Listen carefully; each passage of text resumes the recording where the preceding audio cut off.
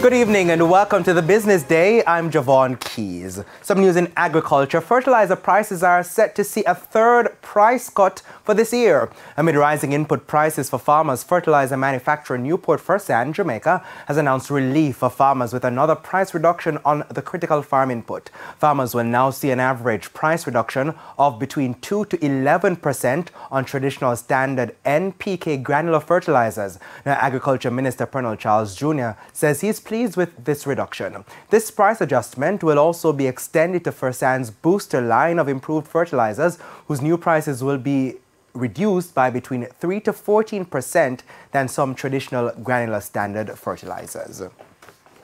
Some company news now. Jamaica producers JP Group and Epley formed a capital infrastructure group. In a notice today, the companies say the CGI will be to invest in infrastructure projects across the Caribbean.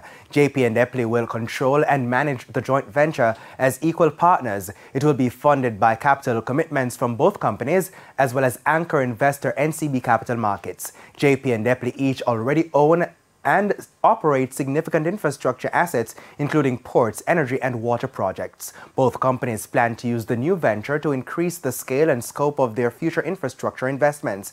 JP and Epley, through the CGI, recently formed the Rio Cobre Water Limited RCW in partnership with Vinci Construction Grants Projects. The RCW has entered into a public-private partnership with the National Water Commission NWC to design, build, finance and operate a 15 million gallon per day water treatment plant under a 25-year concession.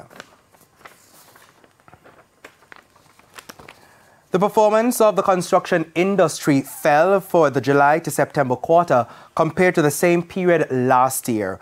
The real value added for the construction industry was down 2.2%.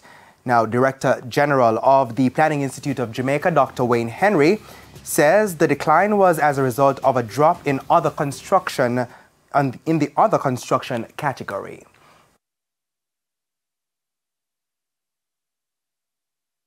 The industry's performance was reflected in a 2.7% real decrease in the sales of construction-related inputs.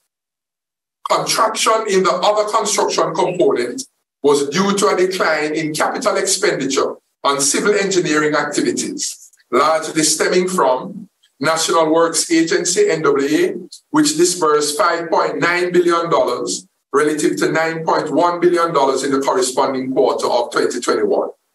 Expenditure was primarily for projects associated with Part B of the South Coast Highway Improvement Project, which is scheduled to be completed in March 2023. Now, the lower output was also associated with less money being spent by the Jamaica Public Service Company, JPS.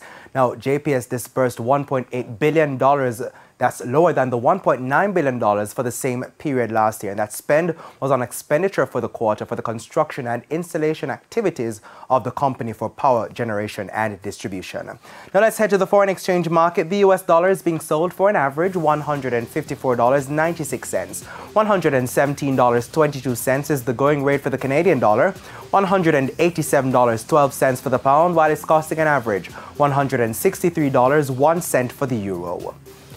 The JSE index advanced by 428 points today, while the junior market index gained 82 points. Among the winners were General Accident Insurance Company, T-Tech, Main Event Entertainment, Stationery and Office Supplies Limited, and Nuts Fed Express. While on the losing side were CAC 2000, 9.5% cumulative redeemable preference shares, Kingston Wharves, Proven Group, Epley, and JMB Group, 6% US dollar shares.